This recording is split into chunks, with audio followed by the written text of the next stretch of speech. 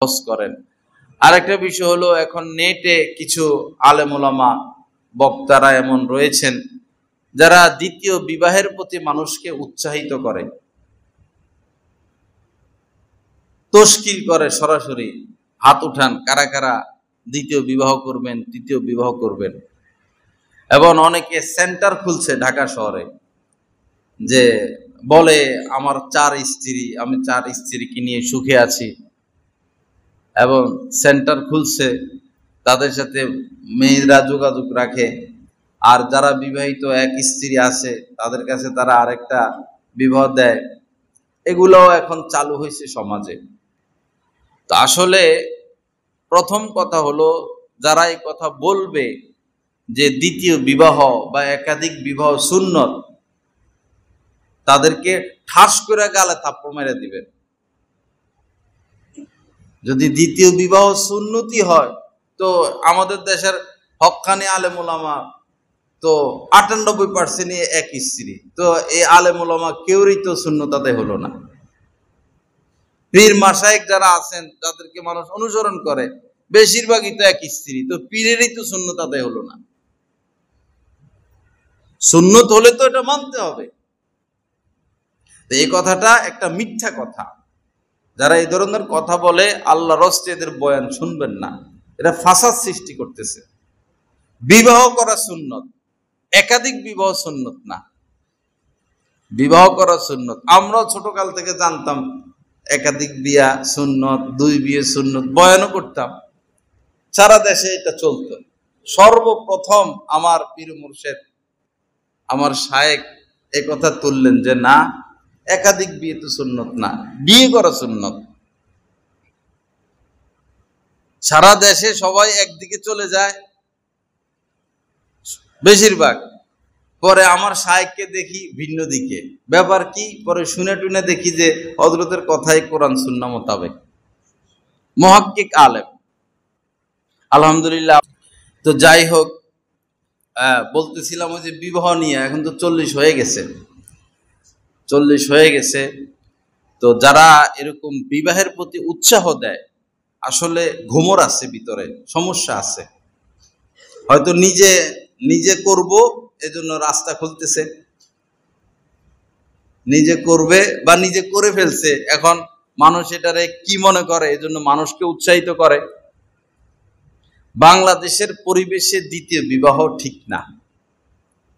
বাংলাদেশের জন্য এক বিবাহ, দ্বিতীয় বিবাহ জায়েজ, কিন্তু অশান্তি। এক আগুন নিয়েই তো মানুষ বাঁচে না, যদি আরেক আগুন আনে, আগুন না, এক আগুন নিয়েই তো বাঁচে না, সারাদিনই আছে পেরেশানিতে। এখন পেরেশানি যদি আরো বাড়ায়, পায়ের মধ্যে কাটা একটা লাগছে, পায়ে কি ব্যথা, পরে ইচ্ছা করে আরেক কাঠা ঢুকিয়ে দিছে, এটা পাগল না? এক কাঠার যন্ত্রণায় তো হে বেচারা দিন রাত অস্থিরতার মধ্যে আছে। বাংলাদেশে এক বিবাহ ভালো, 2 বিবাহ অশান্তি। দ্বিতীয় বিবাহ করলে আপনার প্রথম স্ত্রীর সাথে সম্পর্ক ভালো থাকবে না, আর প্রথম স্ত্রীর যে সন্তানগুলো আপনার, এদের সাথে সম্পর্ক ভালো থাকবে না, আপনাকে খুন করার জন্য ঘুরবে। ছেলে বলবে এই লোকের চরিত্র খারাপ, আপনার ছেলে আপনাকে বলবে। তো আপনার আগের স্ত্রীও আপনি হারাইলেন, সন্তানও হারাইলেন, এখন নতুন স্ত্রী নিয়ে থাকবেন, এটার কবে বাচ্চা হবে, বাচ্চাগুলো কবে বড় হবে, কবে আপনারে দেখবে, এই ফাঁকে তো আপনি কবরে চলে যাবেন। আপনার শেষ জীবনটা অনেক কষ্টের, শেষ জীবনটা অনেক কষ্টের, কারণ আগের সন্তানদেরকে তো আপনি পাবেন না, তারা ছুটে যাবে আপনার থেকে। দ্বিতীয় বিবাহ জায়েজ, কিন্তু বাংলাদেশের জন্য, বাংলাদেশের পরিবেশের জন্য এটা ক্ষতিকর।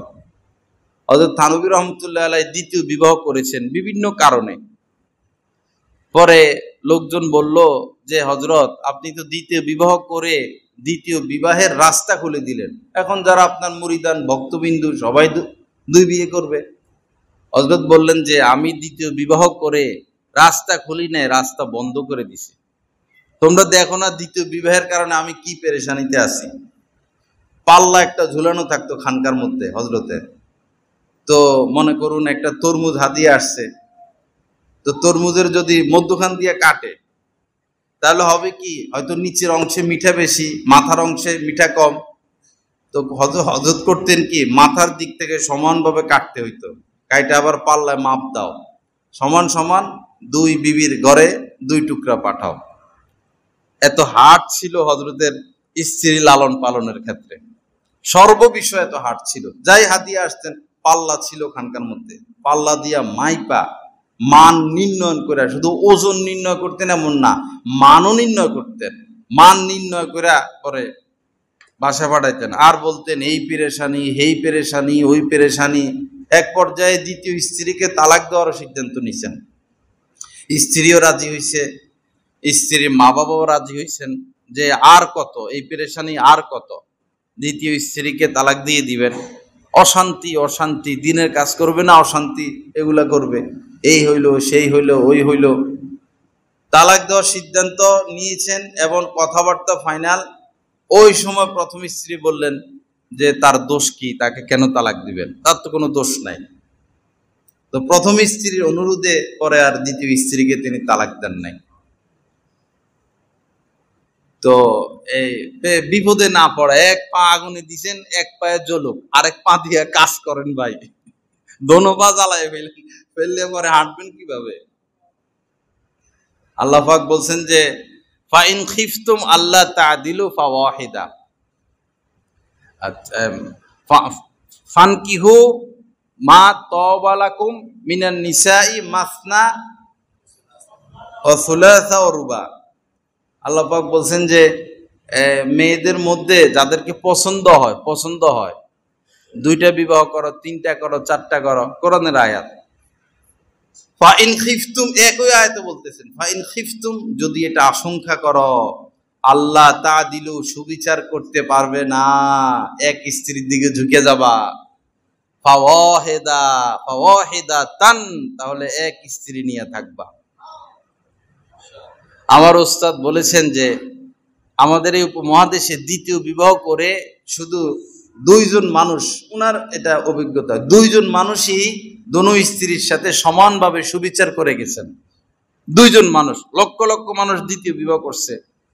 উনি দারুল উলুম দেওবন্দের মুহাদ্দিস, উনি বলেছেন এটা, যে আমার তাহকিক অনুযায়ী মাত্র 2 ব্যক্তি দ্বিতীয় বিবাহ করে সুবিচার করে গেছেন।